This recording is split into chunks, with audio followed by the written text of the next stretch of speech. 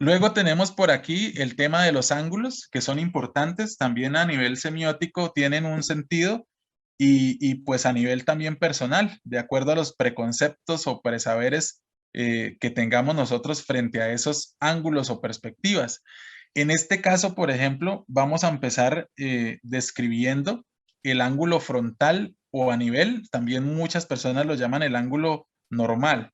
Y esto implica que la cámara esté sobre su mismo eje.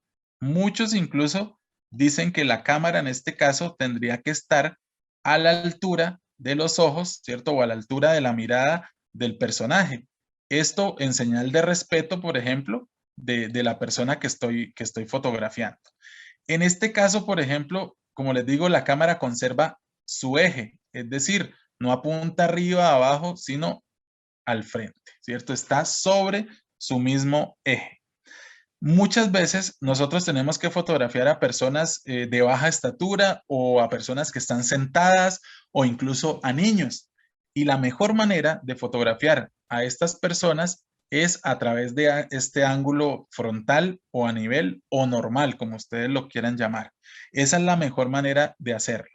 Ya cuando la cámara empieza a romper el eje, es decir, apunta arriba o abajo, ya empieza a hablarse de otro tipo de ángulo. Pero este es el ángulo normal. Nos permite mostrar las cosas tal cual como son. En este caso, con esta cascada, yo quise mostrar el lugar tal cual como era. Si a mí me interesara, por ejemplo, trucar un poco el resultado final de la foto, podría acercarme un poco más, podría romper el eje de mi cámara apuntando hacia la parte superior y en dimensión cambiaría completamente. La cascada se vería mucho más grande, mucho más imponente de lo que es, ¿cierto? Pero ahí ya dejaría de ser un ángulo normal o a nivel o frontal, como lo quieran llamar. Entonces, fíjense acá cómo tenemos una fotografía frontal. Aquí en este caso quería mostrar el conejito que estaba allí en su situación de encierro y que casi que clama ayuda, ¿no? Entonces quería mostrarlo desde esta perspectiva específicamente, porque si lo hago desde arriba, desde la altura mía, por ejemplo, se hubiese visto completamente diferente, no tendría tampoco la conexión, el conejo con la persona que la está mirando. O en este caso, en la derecha, que estoy debajo de un puente, aprovechando algunas figuras geométricas que se encuentran allí como líneas rectas, triángulos, rectángulos y demás, que es mucho del estilo fotográfico del maestro Henry Cartier-Bresson, quien afirmaba que la fotografía tenía mucho que ver con la geometría, entonces que había que aprovechar específicamente todos esos entornos. Pero aquí estoy en una angulación frontal o a nivel. Entonces, esa angulación frontal o a nivel nos permite como empezar a mostrar las cosas, como les digo, tal cual como son, ¿cierto? Nos permite no, de cierta manera, trucar o mostrar perspectivas diferentes, sino las cosas tal cual como son.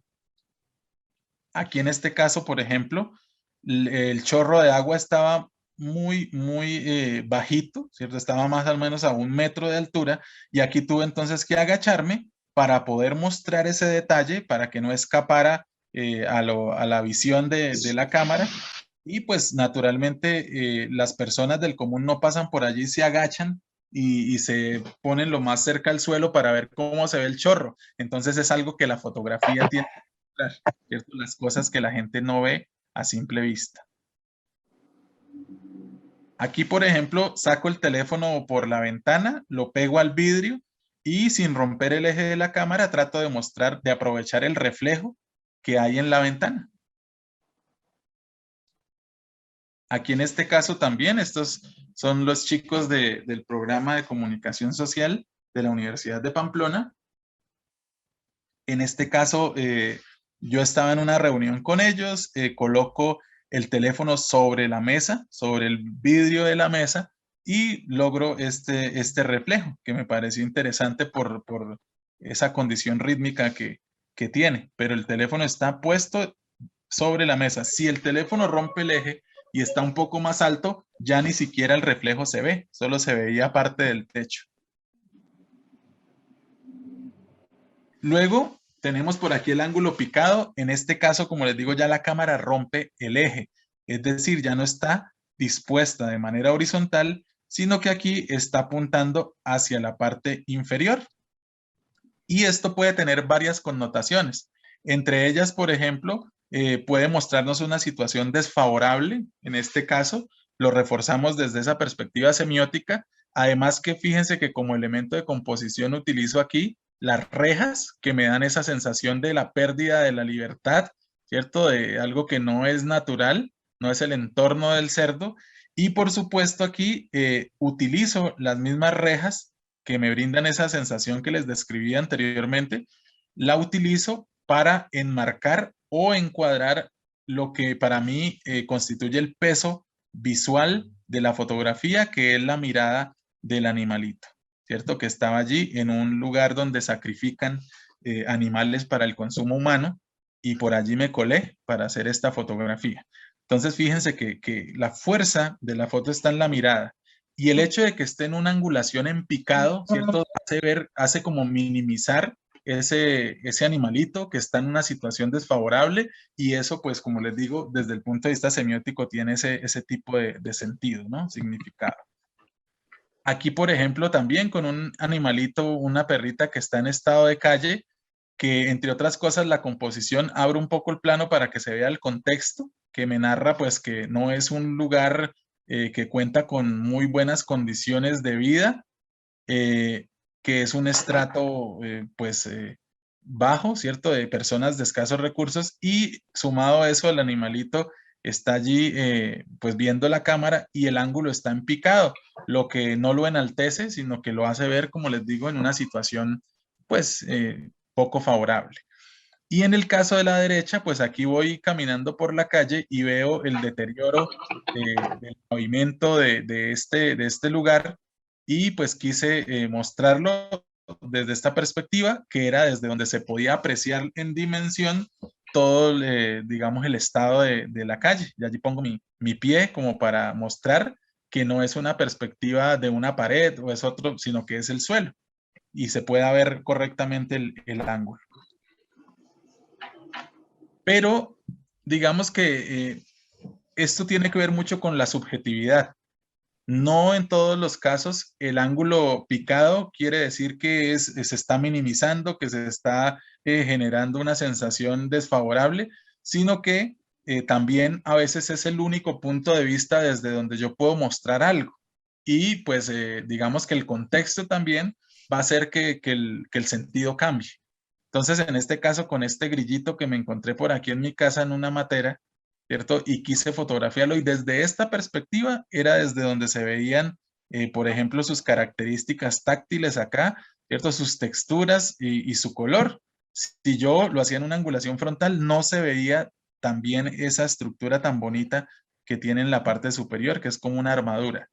Y en el caso de la persona acá que está observando la laguna, también si yo lo hacía en un ángulo frontal, por ejemplo, perdía la perspectiva, la dimensión de la laguna, ¿cierto? Ya no se iba a ver la laguna así como tal, sino que se iba a ver algo como este punto, ¿cierto? Se iba a ver mucho más pequeñita.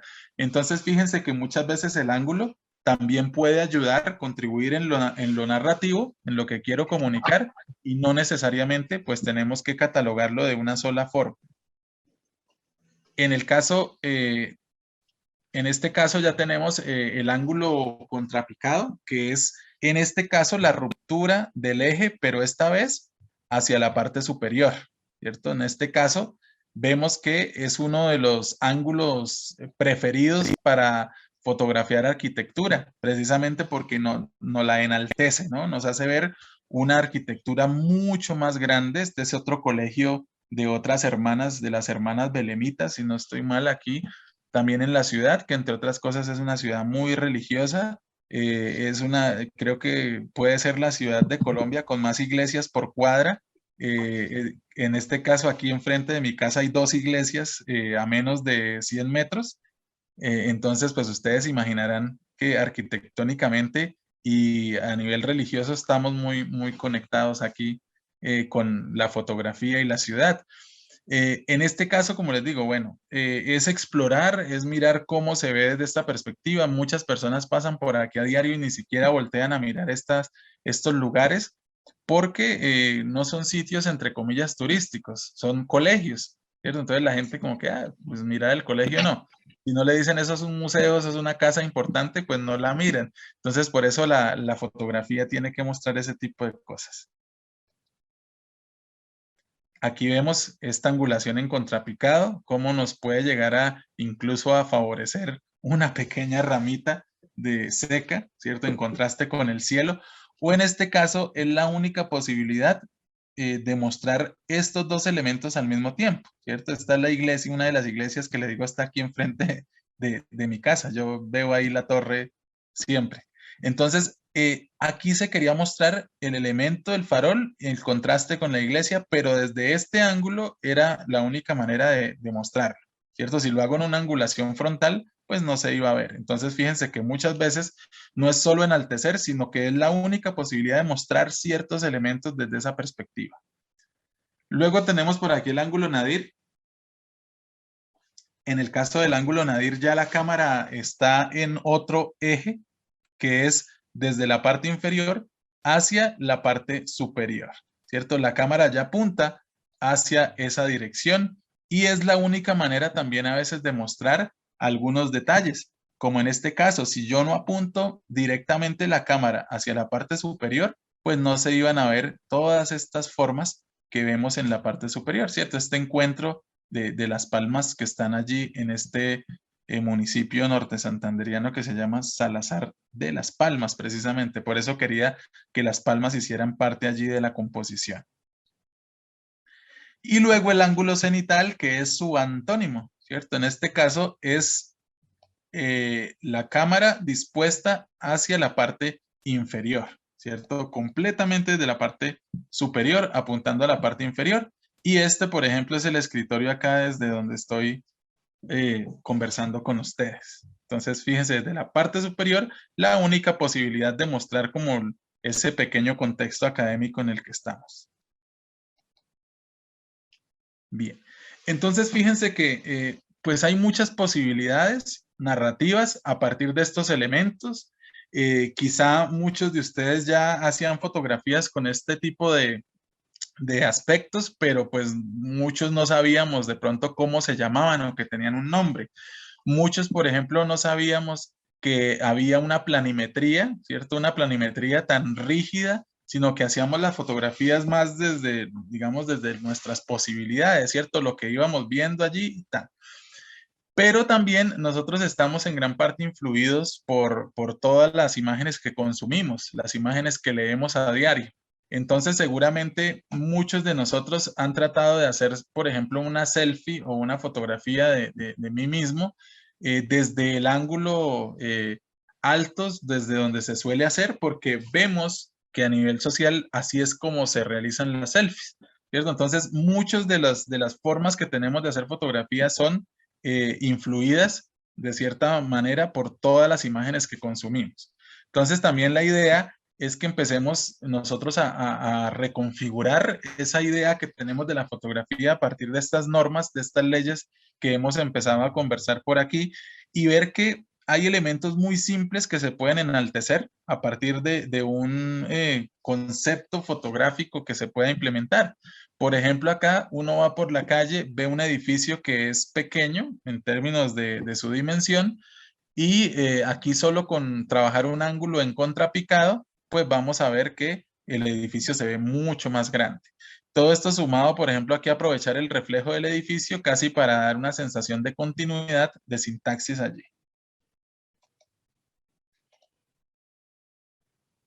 El agacharnos, el cambiar nuestra línea de visión, también implica que encontremos cosas interesantes.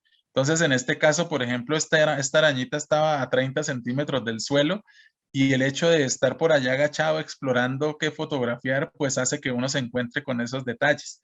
Entonces, es importante que, como les digo, seamos grandes observadores.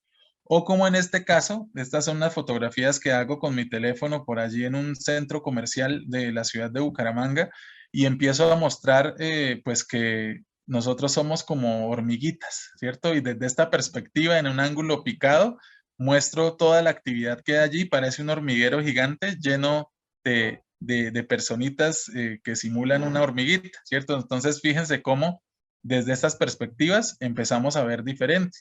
Empezamos a hallar historias, empezamos a hallar cosas que contar en nuestro entorno y simplemente con una visita que hice por allí en un breve lapso de tiempo, empiezo a mirar todas estas cosas y a documentar, ¿no? Porque básicamente uno es un narrador. Muchas veces la gente piensa que un fotógrafo solo es aquel que hace fotografías de moda, ¿cierto? Que trabaja con modelos, con flashes, con grandes luces, grandes indumentarias, pero en realidad, pues como ustedes ven, un fotógrafo es un narrador, y va contando su entorno, va dejando una huella, va dejando una memoria en términos visuales para las futuras generaciones. Entonces, hay que siempre tener un trasfondo en las fotografías, tratar de contar algo y no solamente, pues, trabajar, digamos, de manera superficial. Ahora, aquí les muestro este tablerito para recordar que nuestra cámara está situada de manera frontal. Este es un ángulo frontal o a nivel, pero cuando ella rompe el eje, pues estamos hablando de una angulación en contrapicado, una angulación en picado, una angulación desde la perspectiva cenital o una desde la perspectiva nadir, ¿cierto? Entonces, esa digamos que es parte del recuento que hacemos acá y que pues nos puede ayudar o nos puede contribuir en recordar que narrativamente tienen mucho que ver los ángulos que utilicemos en nuestra fotografía. Ahora, una de las características